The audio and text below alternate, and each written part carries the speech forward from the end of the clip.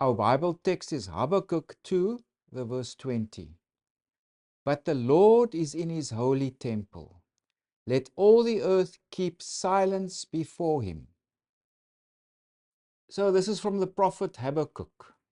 We don't know much about him, who he is, his life, biography, and maybe he was a Levite or a temple musician. Because if you go right at the end of the book of Habakkuk, because the last chapter is basically where he gives a psalm that praises God, where he gives instructions for how the psalm must be performed. It's because he writes it to the chief musician with my stringed instruments.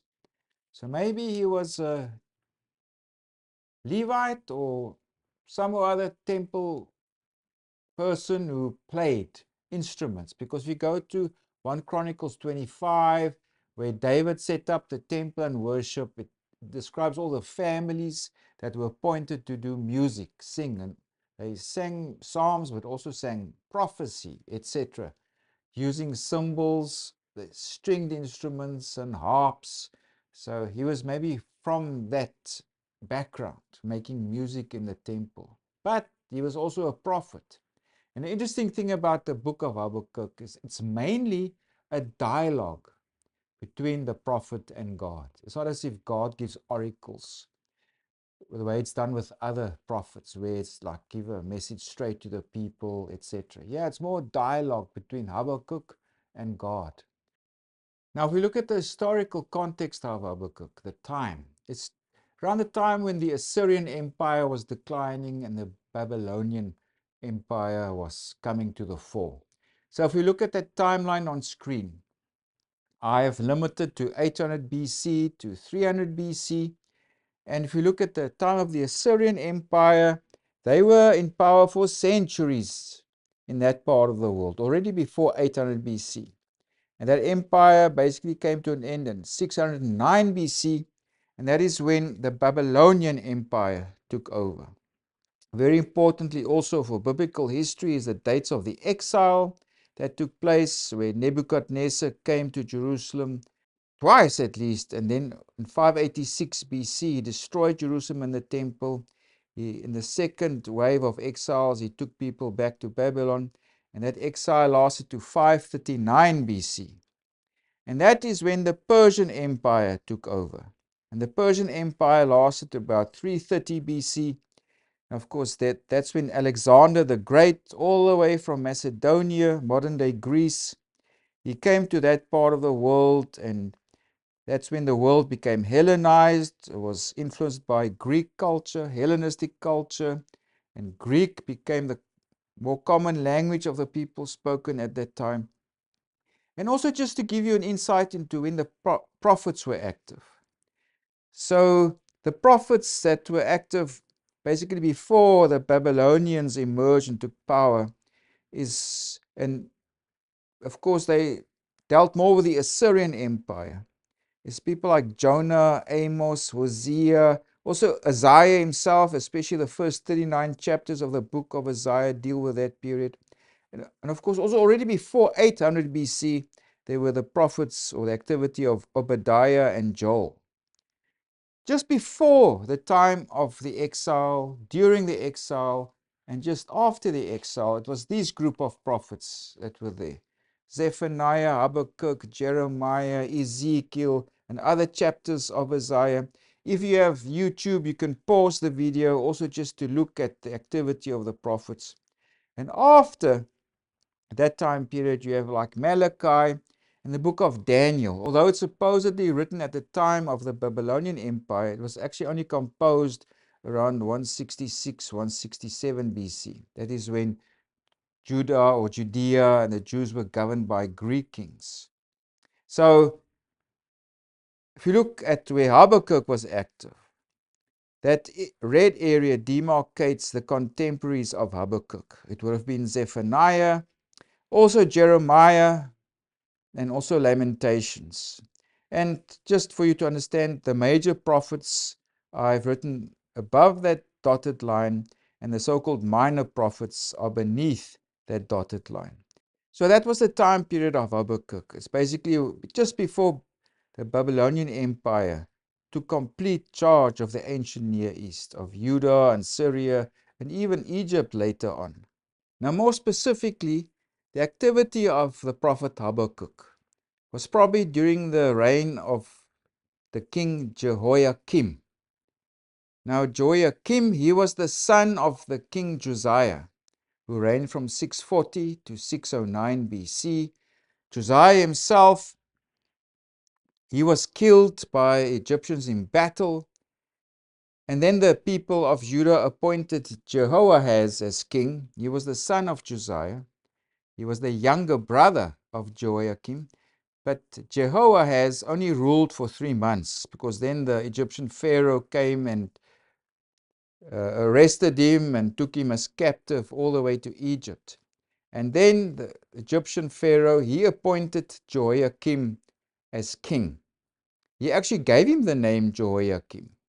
And Jehoiakim means he whom Jehovah has set up. So the Egyptian Pharaoh gave him that name, Jehoiakim. And he reigned from 609 to 598 BC. And this was just before the first deportation. Because what happened, Jehoiakim, he rebelled, he stopped paying tribute to Babylon. See, he was first appointed by the Egyptian Pharaoh, but in 605 BC, the Babylonian Empire defeated Egypt. So that whole part of that world now came under the rule of the Babylonians. So Jehoiakim, he now had to change his allegiance now to Babylon, and to King Nebuchadnezzar, and pay him tribute, annual tribute, etc. But 1 year he refused to do so, and that is when Nebuchadnezzar came to Jerusalem, and that's when the first deportation took place, because Nebuchadnezzar besieged Jerusalem, and during that siege, Jehoiakim died, and his son, Jehoiakim, he took over, but he also only ruled for 3 months, because when Nebuchadnezzar besieged Jerusalem, he eventually took Jehoiakim captive and took him back to Babylon. So the activity of the prophet Habakkuk is there during the reign of King Jehoiakim, who was originally appointed by the Egyptians, but after the Egyptians were defeated in 605 BC, he now had become this vassal, or Judah became this vassal state of the Babylonians. And scholars speculate that it was just before that defeat in 605 BC when the book of Habakkuk was actually written by the prophet, or we received this revelation. Like I've mentioned earlier, the book of Habakkuk is unique because it's a dialogue between the prophet and God. And if you look at the outline of Habakkuk, firstly, we encounter Habakkuk's first complaint. That's from chapter 1, verses 2 to 4. And basically, the prophet is questioning God. He says, "Why are you not doing anything about all the injustice in Judah?" Because the time period of the king Jehoiakim was a time of corruption and injustice. You can also go read Jeremiah chapter 22, verses 13 to 19, where the prophet Jeremiah also highlights the king's corruption and his injustice, and also exploitation of that time period. If you want to read more about the time of King Jehoiakim and his reign of injustice and oppression, you can go look at 2 Kings, the chapters 23 to 24, and also 2 Chronicles 36, and also specifically you can go to Jeremiah chapters 22, 26, and 36. So the prophet Habakkuk, he basically comes with the same complaint. If you look at that King Jehoiakim and his reign over the people, it's full of evil and injustice. So that's Habakkuk's first complaint. Then God gives an answer. That's from chapter 1, verses 5 to the verse 11. And there God is saying, well, I am doing something. He's saying, I'm raising the Babylonians, or if you read in the Bible, the Chaldeans, to judge Judah for their sins. And then Habakkuk responds, is now his second complaint and a follow-up question. That's from the verse 12 to chapter 2, verse 1. Because there Habakkuk objects because, no, why the Babylonians? They are even worse. And how can God use that nation to judge Judah? And then God gives his answer. And that's from chapter 2, verses 2 to 20. And that's also where we find the 5 woes. There God also explains, don't worry, I'm also going to judge Babylon for its evils. It will also receive divine judgment. Then Habakkuk finishes with a concluding response. And that's a psalm that Habakkuk wrote. And that's chapter 3 from verses 1 to 19. And there he reflects on God's mighty acts in history. And also he expresses confidence in God, despite future hardships that they will face.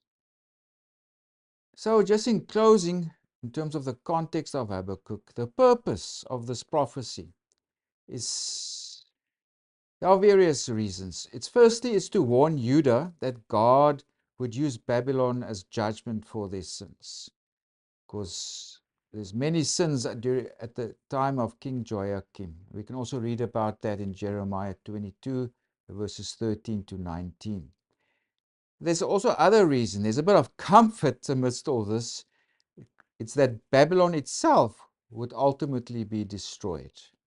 There's also another theme that's part of Habakkuk. It addresses the contradiction of, where's God's justice if you look at the prosperity of the wicked? What's God doing about the prosperity of the wicked?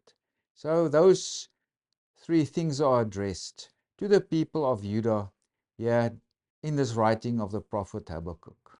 So now let's focus on our present textual unit. And our present textual unit forms part there of God's answer to Habakkuk's second complaint, or his follow-up question, in terms of how can God use the Chaldeans, in other words, the Babylonian Empire, to judge Judah? And then God's answer, and part of God's answers, as we'll see, is the 5 woes. That's there in chapter 2, verses 2 to 20. And if we look at those 5 woes, it attacks Babylon's arrogance, its greed, pride, violence, and humiliation of others, and idolatry. I mean, that's the way of any empire. An empire comes, it's violent, it imposes itself on others, it exacts tribute, it humiliates, whatever it does. That's the way of empire. And as we will see later, is that God's telling the prophet that whatever Babylon is going to do to you, Judah, Babylon's going to get back. So they're going to reap the rewards of their own actions, so to speak. Whatever they dish out, they can experience it themselves. And these 5 woes is also described as taunt songs, or a taunt song. And taunt song is where it involves the ridicule of an enemy. So Babylon is ridiculed. It tells them there will be reversal of fortune. It will be exposure of their arrogance. And it will also be a celebration of divine justice. So there, God is in a way making fun of Babylon. It's also described as a woe oracle. And woes that's normally spoken is at funerals. So it's also kind of a funeral song for the death of Babylon. And we also find in these woe oracles a repeated pattern of denunciation, also threat, threat of judgment, what will happen to them, and also the justification of why they will be judged in that way. And if we also look at the 5 woes in closer detail, the first woe, the passage there is chapter 2, verses 6 to 8. There, the primary sin of Babylon that's highlighted is plunder. Wherever they go, they plunder the subject people. And God's response and judgment will be that Babylon itself will be plundered. The second woe is the greed and self-exaltation. You could say the pride of Babylon. But God's response will be is that their ill-gotten house will testify against them. The stones will speak against them. The timber, the beams will testify against them, if you go read there. The third woe, there the primary sins that are highlighted is bloodshed, violence, and oppression. And God's response and judgment will be is that Babylon's achievements will be destroyed. There, fire is mentioned, for example. The fourth woe speaks of Babylon's humiliation and exploitation of other peoples. Right? It says, you make them drunk, that you force them to drink and you shame them. And God's judgment will be that Babylon will be shamed and suffer violence. And now what's most important for us is the verses 18 to 20. What is attacked there is Babylon's idolatry. And what's God's response, as we will see? There's a call for universal awe and humility before the living God. It also refers to God's divine sovereignty. Because those passages, it speaks of the false gods and what they supposedly do, and they must speak and whatever. And our Bible verse actually speaks of, because remember at the beginning, Habakkuk asked God, why? Why is this happening? And then, why is this injustice? Why are you using the Chaldeans, etc.? What you doing? God tells him, I'm busy. And yeah, the image is God has been enthroned all the time. God's in charge all the time. It's not as if God is absent or doesn't know what's going on. God is sovereign. And God's majesty must now be recognized with awe and humility and silence. If you recognize, yes, God is in charge. God is God. Now let's go to verse 18. Remember, this is a taunt song. It's making fun of Babylon. It's also a woe, It's like singing their funeral song. So if you read verse 18, what profit is the image that its maker should carve it? The molded image, a teacher of lies, that the maker of its mold should trust in it to make mute idols. Right? These idols can't speak, they're dead. Woe to him who says to wood, awake! To silent stone, arise! It shall teach. So it's making fun of these gods of Babylon.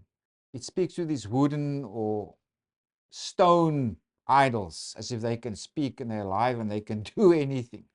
So pointless. It's making fun of it. And it goes on, behold, it's overlaid with gold and silver. Yet in it there is no breath at all. These gods are dead. They can't do anything. Now we come to our Bible text. The true God, the living God. It says now this, but the Lord is in his holy temple. Right? Now it speaks here, of course, of the temple in Jerusalem, as it was back then in the day. Because that was like the focus point for the people of Judah at the time. The holiest place in the world is in Jerusalem, specifically in the temple. And that's where the God over all, or the big God, the major God, the only God, depends on how you conceived it back then, that is where God is, in his holy temple. And what must people do? This is now what God also instructs the people. Let all the earth keep silence before him. So come before this God who is sovereign, who is above everything, who is not like those mute idols. Show some awe and humility and silence in his presence. If you recognize who he is the sovereign God.